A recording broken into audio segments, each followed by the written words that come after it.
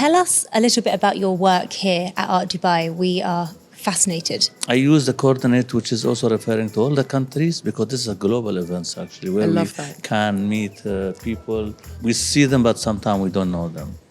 So in this work, you can see I'm using the animation, video animation, and waters goes merging them.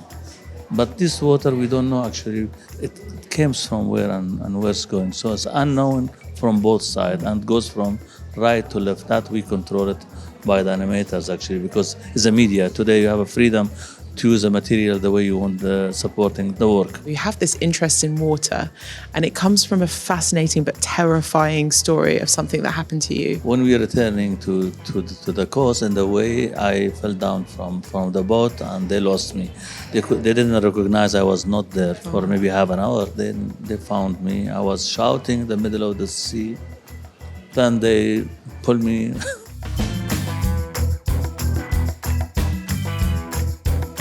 Hello everyone, welcome to this very, very special episode of Culture Bites, coming to you from Art Dubai.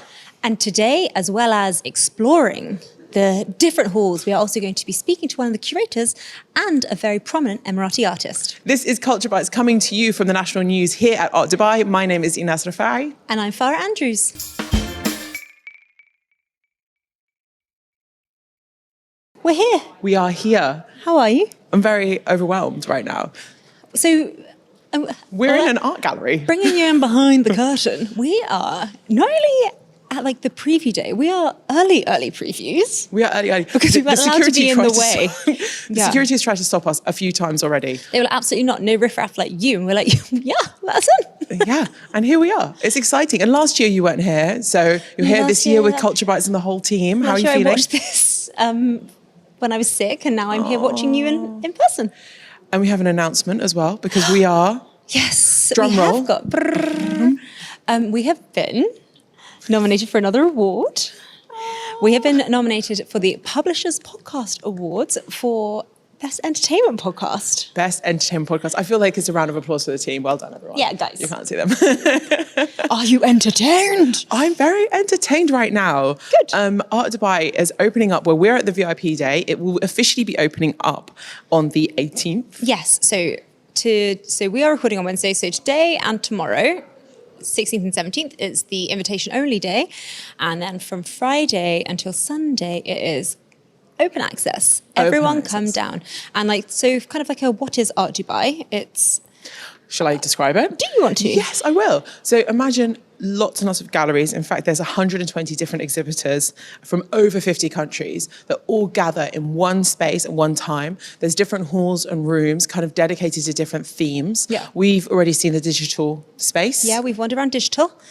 And right now we're in Bawwaba. We are presenting this show from Bawwaba, which is a space which is dedicated to art that's been made recently. It's contemporary art from like the last year. Yeah. Yeah. So very exciting stuff. Get your tickets, come down here. Yeah. I think it's definitely something to see. It's a lot. It's huge. Every year it grows. And I mean, it's no mean feat to have 120 exhibitors, but there is, without sounding like I'm spinning out some cliches, there really is something for everybody. We've wandered through digital halls. We're in a contemporary space right now. There's like an Andy Warhol work I've seen, and there's a Picasso piece that I've seen. So it isn't just contemporary, brand new. And the important thing is, if you are of the means, you can buy. I mean, if you like it, you buy it. A joy. There are many things that I want to buy. If there is any of our listeners who like to buy art at Art Dubai and see it as a shopping trip, please get in touch. And bring us. I would love to do that. Let's have a fun day out shopping. Yeah. So we've got lots and lots coming up today in today's show that's special. We are going to be talking to... I'm very excited about this, actually. We're going to be talking to the Emirati artist Mohammed Kazem. He has got a very interesting piece that is on show. It's a digital artwork as well that is being presented by Julius Baer. Yes. The donk. Yeah. And we are also going to be talking to the curator of this space. Bawwaba.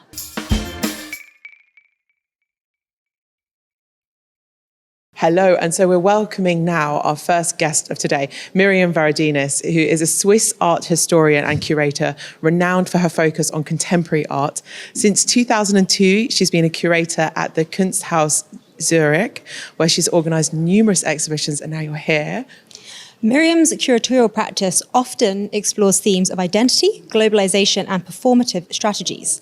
Her work is characterized by a commitment to expanding the formats of contemporary curating and engaging with socio-political narratives. Welcome. Welcome, Mirjam. Thank you so much. Thank you so much for joining us.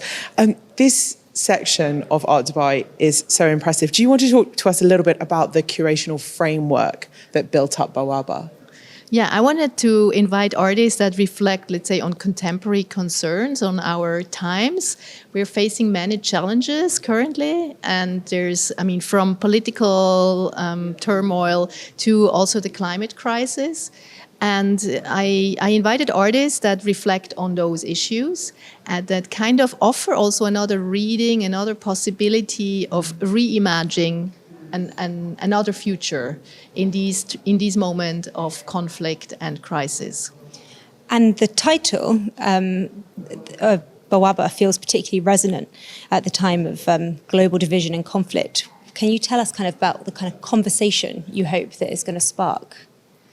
Well, I hope that art has the potential basically to rethink our world and reimagine our world. And in that sense, it has a great potential also to come up with something that we would never think of ourselves. It has the potential to imagine the impossible and also to kind of remember us of common grounds and things we have in common instead of division. And as a tool of dialogue and bringing people together, this is what I hope that people will encounter in the presentations we see here. And also that it's not only dystopian, but there's also a sense of hope. I love that. Bawwaba means gate or door. So it's almost like you're opening up that door to hope, which I think is so important right now. Do you ever still find yourself shocked or in awe of work? You've been working in this industry for so long. Yeah, I'm very regularly, I'm kind of intrigued by what I see and I don't understand what I see. But then I think it's interesting because I love to be like questions and a question by and not stand still with what I know and what I'm sure about, but to kind of take the risk to go into the zone of the unknown, which is always a potential to discover new worlds. And that's what we're doing here also with Bawwaba, this idea of the doorway, as you say, gateway. You pass from the past to the future in many of the booths that we see here, but also you enter this other world of art and artists that imagine something for you. I love it. I'm not going to put you on the spot and ask you for your favourites because that feels unfair. But talk us through some of the pieces that have really stood out to you when you've been curating this space. Yeah, they're very strong booths. Several of them are really, really great. And let's say there's some that are more subtle, more quiet, that touch more on the relation of human beings and nature and the environment, that use also in very subtle ways elements of the environments, like be it light, be it air, or be it just like things that are being found in the environment, and then create out of this kind of a landscape where you enter, and which is kind of a landscape, which is also a mental landscape that opens up, again, another view on the everyday world you encounter. I feel like so much you start to question, don't you? Like your surroundings, like the history and the modernity, especially in somewhere like Dubai, it feels really poignant. Yeah, that was, of course, also, let's say, one of the starting points. Like, I mean, this show is happening in Dubai, so it's always important to kind of consider where you do something. And of course, in Dubai, you have these fast like shifts from the past to the future in an incredible speed. And there's also works in this section that reflect on that, the moment of change, and also a lot of like proposals here are kind of reconsidering a past or like lost, let's say, history that has been suppressed by regimes, for example, that is being kind of reactivated or like regained by through the art and the artists. Every year, Art Dubai is growing enormously. What is it about the kind of this particular art fair in this city that you think just works so well? Well, I think Dubai is kind of like a center point for so many regions around. If you fly from here in like 4 hours, you're basically all over the world. And this is what, for me, it was very rewarding also to work on this section, is that I come more from a Western European background, and I have been working internationally like during my career on regular basis, but still kind of opens up a new perspective on geographies and also cultures and societies that I would maybe not be exposed to if I would not be here. So that's very rewarding also for myself. I think last year there was a lot of talk about the global south, and this year you're saying as well that, you know, working from west to the non-west, are there any notable differences between those two worlds in the art space? That was also interesting to know that there's, this theme is kind of a global theme, that you feel like artists are reacting on crisis, on, let's say, the challenges we live through currently. But of course, let's say each culture then has a different background. So there's, for example, like one booth here where I had a really interesting conversation with an artist from Iran, where basically I was reading it completely wrong in the beginning, because I felt it was a lot about like death and destruction. And he said, no, in Iran, let's say the ritual of burning something means also like giving it life. So it was super interesting to notice also the differences between the cultures. So art is a tool of communication, but there's also, things that are different from one culture to the other. I'm really interested in the kind of curatorial process, because Bawwaba it's got 10 spaces, which is, it must have been so difficult to kind of narrow it down to that 10. So kind of how are you kind of going from the pieces everything that you see to kind of what we see here today? Yeah, let's say the thematical framework was helping me already to do a first selection. And this thematical framework was not that I was imposing it onto the artists, but it's the other way around. I see, in my curatorial practice, that artists are dealing with these themes. And so I kind of put that as a frame. And then I look at both, it was both ways, actively talking to artists and galleries, trying to convince them to be part of it. And then also some that I looked at proposals that were there. And then you choose the artist. And for me, it was important, let's say in the selection, that there would be a diversity, not only in coming from different countries, but also different generations of artists, so that it's kind of, younger and more established artists and galleries, both. And it feels a bit like that this, each booth is a bit like, they represent like different species with their own kind of character, and that kind of create this ecosystem within the art fair. I think that's what's so special about Art Dubai, and we were saying this in our introduction to the show today, was just like how much there is to absorb, and those small spaces do kind of take you on a journey around a much bigger theme and idea. I wish I could show everyone on camera what's right in front of us, because I think this really, the piece by Omar Mismar's is gallery space, it just really resonates with exactly what you're saying. Exactly, yeah. And there's also, there's two works that we see in this booth that were shown at the Venice Biennial, but there's also a new piece that he made specifically for the fair, which is really stunning, like kind of discovering like a mosaic in on a floor. And it brings together culture. This artist, for those of you who can't see, has used kind of Roman style mosaics, but in a more modern way, and is talking about the destruction of those mosaics within Syria.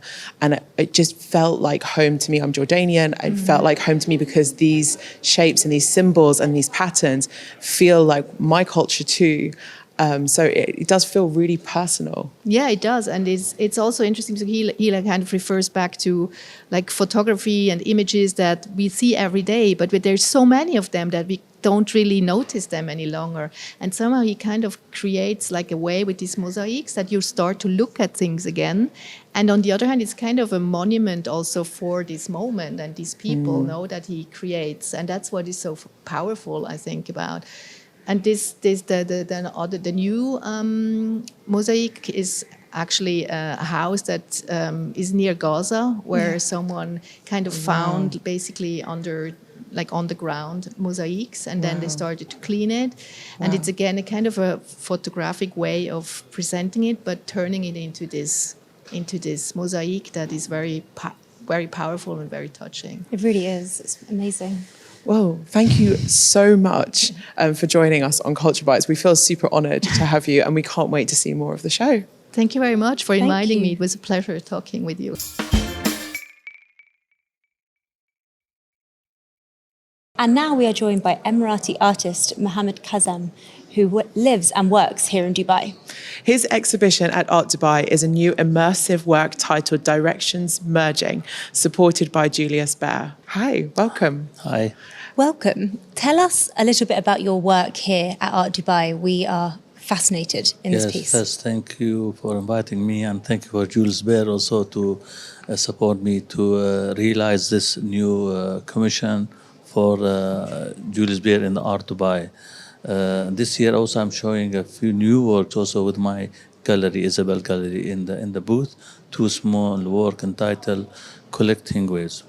With regard of the new commission, first when they selected me, often in this kind of the work we have to do kind of the site visit where I have to interact with the space.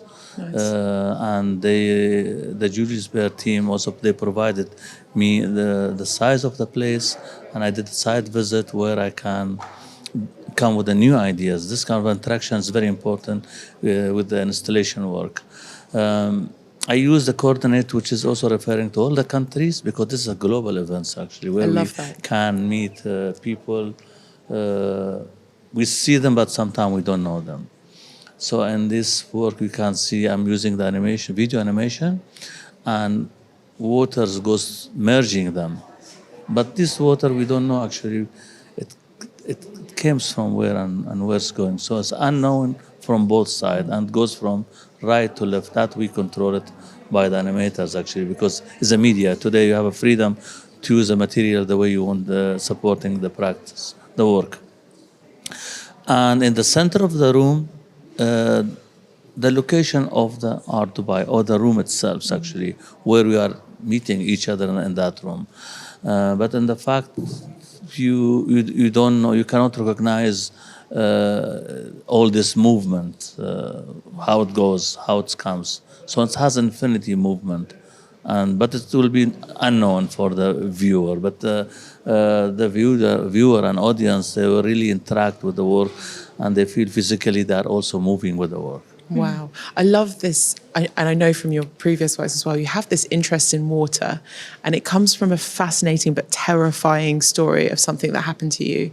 Do you want to just explain to us where it comes from? Yeah, why else I use the GPS? Because in the past I was using the conventional tools like a painting and a drawing, and I was also by using also the new media like a photographs. But in the mid-90s, I had an accident in the sea when I went with my friend for the fishing trip. So we actually, in the past, we were using the cage we called gargour here in UAE, where we put the bread inside and we throw it in the deep sea. Then we save the location by the GPS. Yeah. So one of our friends, he's only the one who knows how to use the GPS. So when we throw all of them in the sea, deep sea, then when we were returning to the coast, in the way I fell down from the boat and they lost me. They didn't recognize I was not there for maybe half an hour. And then that guy, his name Saeed. Are you still friends? He's actually he's passed away, but he's he's a very known football player, was very famous. So he knows. So then he thought that let's try to go to the same directions, the place where we threw all these cages. So he was right. Actually, in the way back, then they found me. I was shouting in the middle of the sea. Then they pulled me. Subhanallah. Subhanallah. Then when we came back to the coast, we continued partying I remember. Then This is something to party about. Then we didn't talk about it much. Then next day, actually, I decided to say, I asked myself why I'm not going to choose to use a GPS to raise, in my practice, to raise environmental, political, social issue in my practice. So since '99, I made various series entitled Sea Escape. It was about found object near the coast in Al-Mamsar. So I decided to photograph the found object which I was receiving them from the coast and adding the coordinates on each one. And that first series was photo documentation for this. Then I made landscape objects. I found objects in the different places in the city, but I was not collecting those objects. In 2002, I created big works, which is I showed in the Sharjah Biennial in 2002. It was including 4 photo documentation and coordinates and the white panel. So then, in that work, I decided to throw 10 panels, wooden panels, with coordinates in the deep sea, in the Fujairah. Wow. So here I was using the technology, which is the GPS, and also I was using the wind and the waves, because when I threw all those pieces in the water, they were going to different directions. So the wind and the waves taking them to different and crossing the border, actually, this illegally, you can say, and giving themselves freedom to be everywhere. So those elements also important in that project. In 2005, I developed new idea out of that project when I show the white panel between these images. And the white panel also, it was referring to those pieces which I don't know where I lost them. Wow. But it was as a part of the first editions, and I developed the new work where you can a small maquette where you can see the sea 360 degrees, the way I lost in the sea. Wow. So then, how to give to the audience that feeling that they have to enter that room, and that 360 degrees should move. Looks like those pieces which I lost them somewhere. But then I couldn't realize that project until 2013. In 2013, when I represented the UAE in the Venice Biennial, Farah, she was a curator who we discussed, and we selected that work as one of the big installation, because artists actually they cannot make this kind of the work without support. And also in this today, I'm here with the Julius Baer Commission. I want to thank Julius Baer and the team and everyone whom really they were behind of the scene to make this things happen. And I'm very happy for this final result. It's absolutely fascinating the way you've continued to take a theme and it's merged and changed as time has progressed. I really like the kind of relationship between your kind of lived experience and then the fact that that really translates into your work as this very common thread. And you touched on it a little bit there, but is there a way that your kind of impact of your work in kind of what you're hoping the viewer will feel when they're experiencing or seeing your pieces? Yes, I mean, this kind of interaction, this kind of the work, you have to be inside of the room to feel physically you are moving. Like the first previous work, I made it in 2005. So when the seas move, so you feel physically you are lost somehow, or you are crossing the border, that intentionally.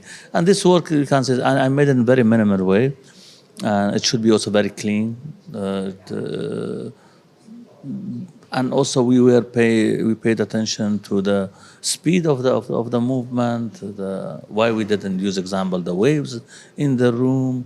We did several tests with the companies, you have to deal with that situation. And it is a global art fair. So this coordinate also came, it's from all the countries. We are living in between 200 nationalities in the UAE. We met, but we don't know each other sometimes.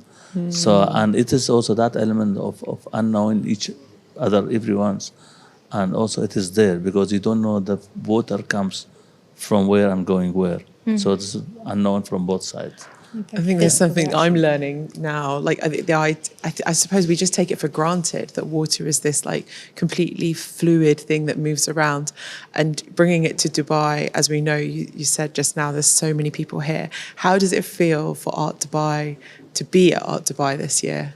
I think that Art Dubai is a very important platform, not for me as an Emirati artist, also for everyone here.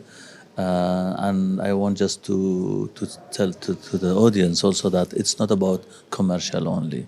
It's about a cultural, it has also a cultural aspect where we can meet international curators, media, also like you here, and to have a new audience, new experimental works. Every year also they have a different section. Like this year, I think they have AI, which never happened before.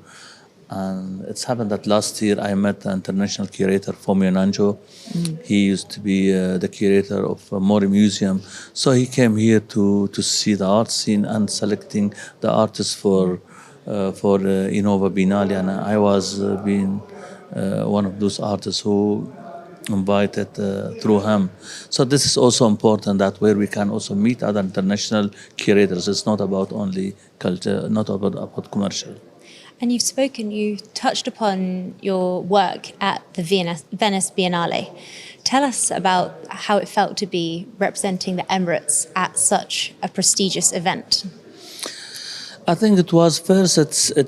Today it's a great opportunity for all artists, for the new generation. I can say in the past there were very few opportunity. We had only one annual exhibition in the UAE, but then today we have Sharjah Biennials, we have a Sikka annual exhibition, we have a Sheikh Salama Fellowship in Abu Dhabi, NYU they open scholarship for the new opening, a lot of the commission happening, and this is my new commission in the Julius Bays, also important.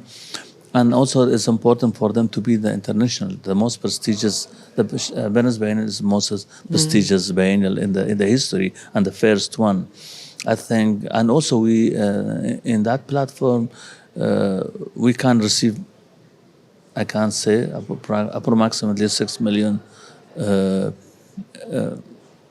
people from all over the world, and many of them also curators, also from their artists, they can get opportunity to be in different events. So I got several invitations after that. Well, amazing. Thank you so much, Mohammed Kazem, for joining us today. It's been an absolute pleasure and an honor to have you on our show. Thank you so much. Thank you so much.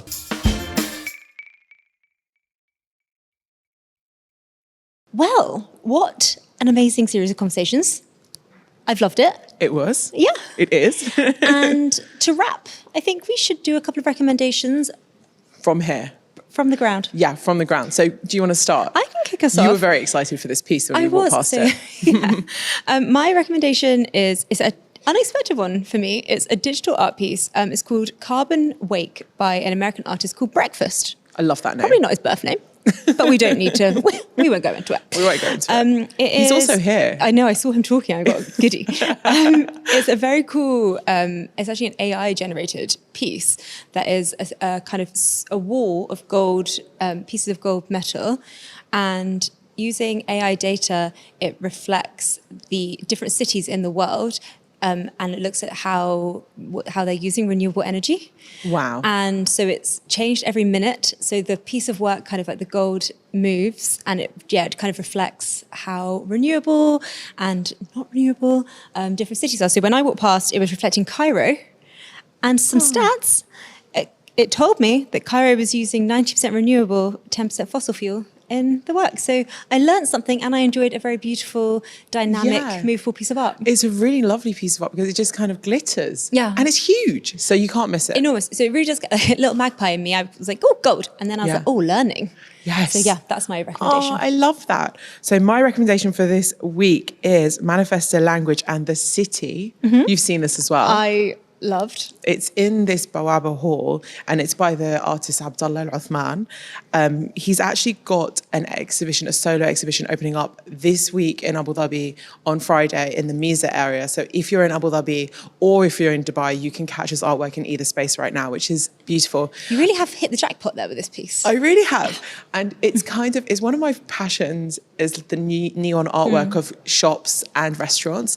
Like I have like a real affiliation with it because I grew up in London, the halal sign. And I just always loved the halal kind of neon sign. It's like in every single chicken shop window in the UK.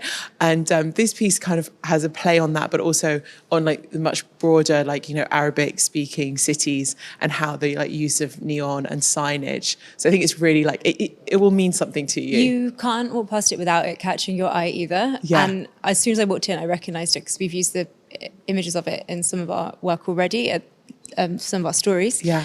And yeah, it's amazing. Yeah, so he's a Saudi artist as well, and he's got a book that's Al-Lugha wal Medina, which means like the language in the city, which is also, you can see it here. I want a copy. I really want a copy because it's like all that kind of like urban, like Arab city, urban vision that I just feel so connected to. Off mic, I'm going to tell you about my friend who has one of her walls in her garden is just a big barbershop sign. I love because that. she found it and I want it. I'm jealous. That's lovely. And that's it from Art Dubai for this year. Thank you so much for listening. If you liked this episode, please like and subscribe on all different channels, especially YouTube. Especially YouTube. And also follow us on the National Arts on social media and catch new episodes of Culture Bites every Thursday. Bye.